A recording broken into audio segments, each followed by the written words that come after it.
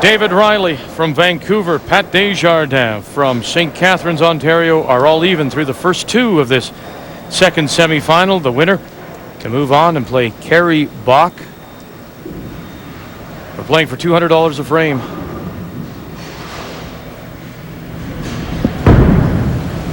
Right over the top of the head. Oh, again, the 9-pin. Oh, I don't blame you. It's sitting down there. It actually does move.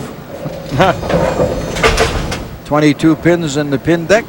There's 10 up on the machine, usually getting put into the machine, and then 10 on the rack, and then the machine in the back, the conveyor belts, will pick them all up.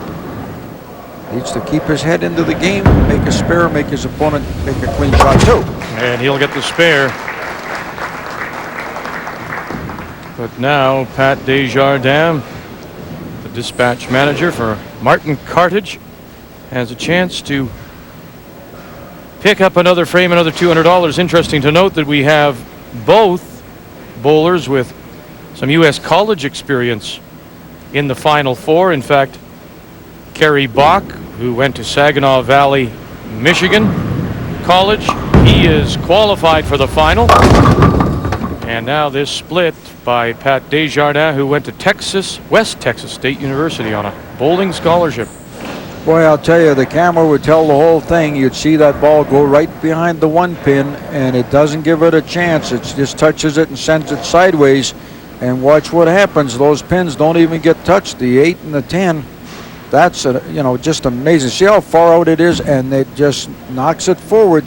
The 8-10, virtually an impossible spare. He'll fire this ball a mile a minute. He might just take a chance at it. As we talked to earlier in the show, it would either be possibly the 9-pin, or certainly one of the splits that determines what happens. He's going back up. And misses everything. So it's an open frame, an 8 count for Pat Desjardins, the frame and the $200 to David Riley. And pardon me, when we look at the end result, we'll think now of this third frame and the 8 count for Desjardins. And he got an 8 count instead of picking up a 9 count, which may help him along the way. He bowls so well up to date. Is it possible that he can just blank everything out and just go for the new game? It's a brand new game. Oh, he misses the head pin again. Threw it right by. Didn't even touch it this time. Oh, he really rifled that one. I'm surprised. What ended up happening, he's just got a little bit of rattled. He left it. You see Riley sitting down in the back, and he takes a breath and then swings with it. You want all of the motion in the back and not in the front. And this time around, there we go. Trying to change things around. They've got different bowling balls. Riley has switched, and so has his opponent. I've seen one of the fellows from the States one time win a tournament with the 12th ball he used because he wanted to go down an extra foot in the lane before it started to hook. Because the ball has to skid through the head pin, right up to the skid through the first 15 feet rather, and then roll, and then on the end there's the skid marks, and there's the hook that he wants. Got the break. So now David Riley needs that to force the carryover. He's up 2 frames to 1. Watch this. Nice, easy back, shoulder height.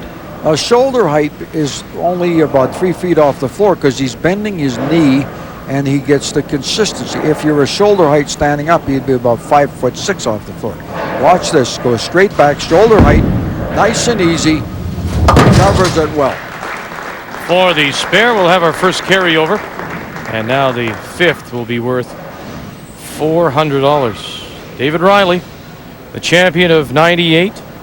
In his 2 previous appearances, he's won $10,200.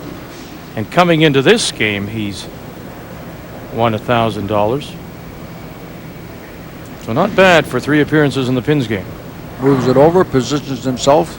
Watch the eyes. Don't ever move the eyes, and then he just comes execute.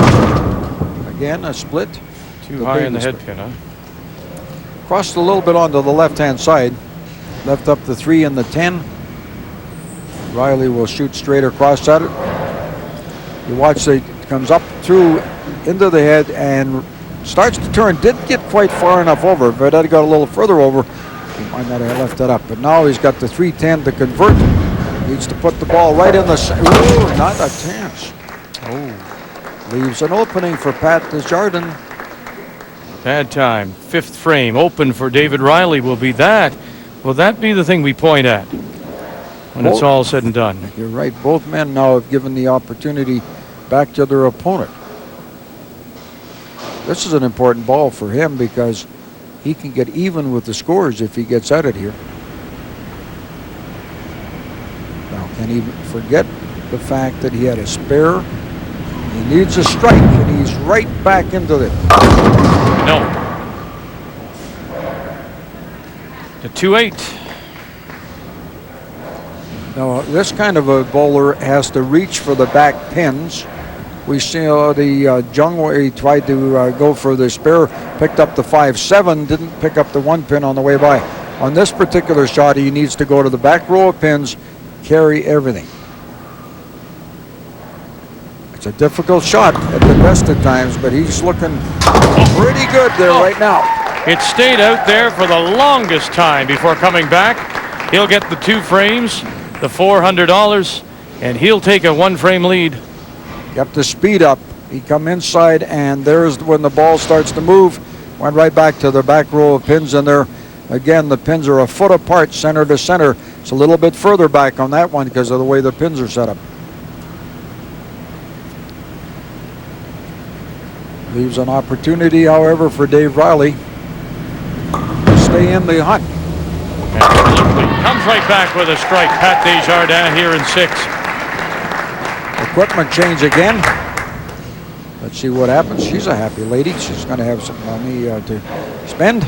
Louise Pusiak is Pat's girlfriend, and we welcome her to the Silver Dollar here in Calgary.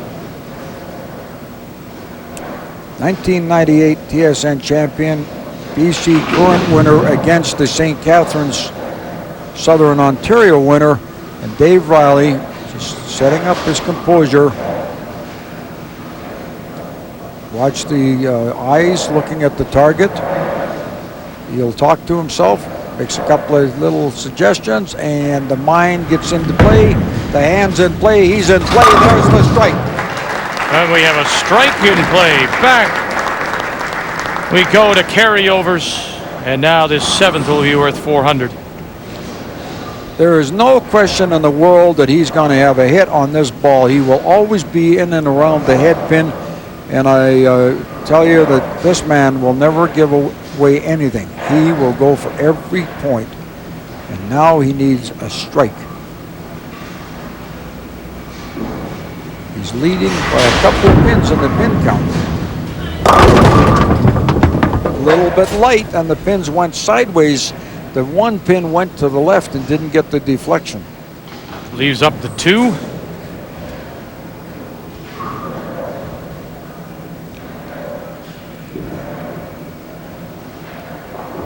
Lining up for a spare shot on this one. 86 in the 5th to his opponent's 84. However, Pat has a strike up. That's an important strike. Riley picking up the spare in 7. Remember now, we've carried over. We're playing for $400 here in the 7th.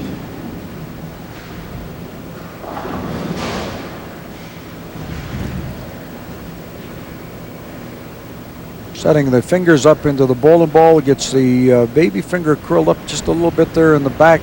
Watch the shoulder slope, but that's where he gets the power, and he just comes up when he brings the hand over the top like that. And this time it's the 8. I'll tell you, you notice where his bowling ball ended? It ended up behind the 9 pin on the right-hand side. Watch the ball. He's inside, going deep, and it goes right over. There's the ball on the 9 pin over here. Oh, he needed that. He wanted that strike because that gave him the edge. Now he's still down. 2 pins in total. Looking to carry over now. Needs the spare. And has it. Well, both men have had opens. 1 in the 5th for Riley and 1 in the 3rd for Pat. Nobody has a double. The first one that gets the double could put a lot of pressure on the other. Well, we're at the point now as we carry over. We're playing for $600 here in the 8th. Pat Desjardins at $600. Could lock out David Riley if he wins the 8th and picks up the 600. Riley must then either win the frame or force another carryover to stay alive.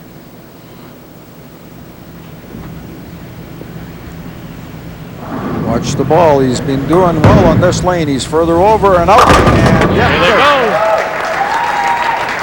And so the pressure now is all on David Riley. He has to strike.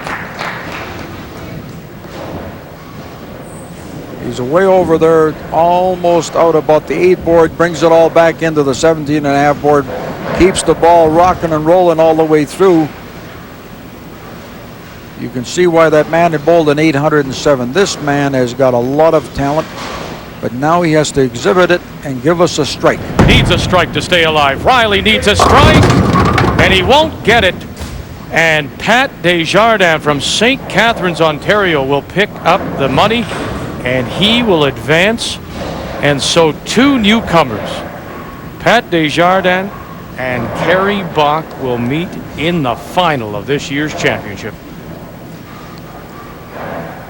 Dave Riley going for the split.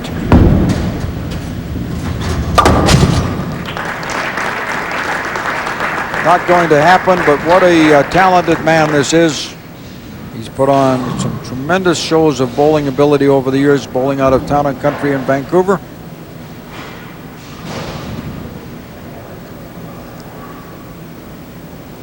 Been competing for a long time, over 30 years in fact.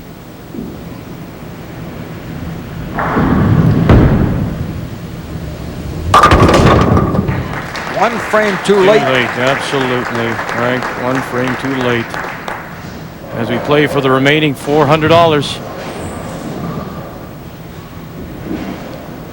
Again, we see an example of the timing being everything. Needs a strike to carry over. And Riley had 2 splits, the 5th and the 8th frame, and that's all it took to determine the winner. Oh, great action to come across and get that 2. Boy, you talk about pin splatter. Watch this. He's inside the 3rd arrow on the left side, going out to the 2nd arrow on the right side, and the ball brings it all back. The rubber bowling balls we used to go years ago, that would have taken out the 10 pin. Right now, they can snap them back. Trying to get the strike, keep his head into the game. He's got 124 up in the 7th. Final frame now. It's worth $400. Pat Desjardins, he knows that he is through to the final. It'll be an all-Ontario final this year with Kerry Bach from Sault Ste. Marie against the St. Catharines Desjardins. He did an interesting thing there. He got up there and something distracted him a little bit. He stepped back. What do they do in golf when that happens? Anything? Well, yeah, they get the caddy to run over, grab the camera, and smash it. I think that's what they ended up. I think Tiger Woods did that last season, had his caddy do that. Well, what you saw there is he wiped his hand off a little bit, and he, as a result, has 3 up. He's got another 200 game. Nobody's yelling "you to man" out here. You to man, baby. There's a corner pin up there.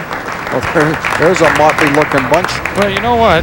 They may be, but they are the people who keep the game going. The gentleman in the foreground, Claude Rayón, past president, Bowling Proprietors of Canada. Brian Sargent is the current president. And Al Moran, the president of the Alberta Provincial Bowling Proprietors. Our thanks to them. Always glad to see them. Well, I tease them a lot, but they do a lot of work for the game. They spend a lot of time over the year in the. I mean, they've been over when we do all these series. They show up, and we have another 200 game up there. Riley can win a couple of dollars here if he can get a double. Either that or split it with a strike, spare strike.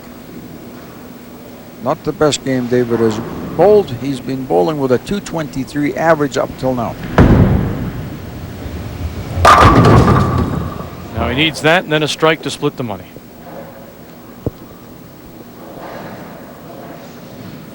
Came through the ranks, has bowled in tremendous tournaments all around, bowled against the Pro Bowlers when they were here. Lost a heartbreaker 215 to about a 201, but learned a lot from bowling with the pros. Was a real great and he ambassador. will not. And so the final 2 frames to Pat Desjardins, who'll pick up the last money. He'll win $1,600. So Pat Desjardins from St. Catharines beats a former champion in David Riley. It means that both former champions in this year's field have been eliminated. Pat Desjardins and Kerry Bonk will meet for this year's championship.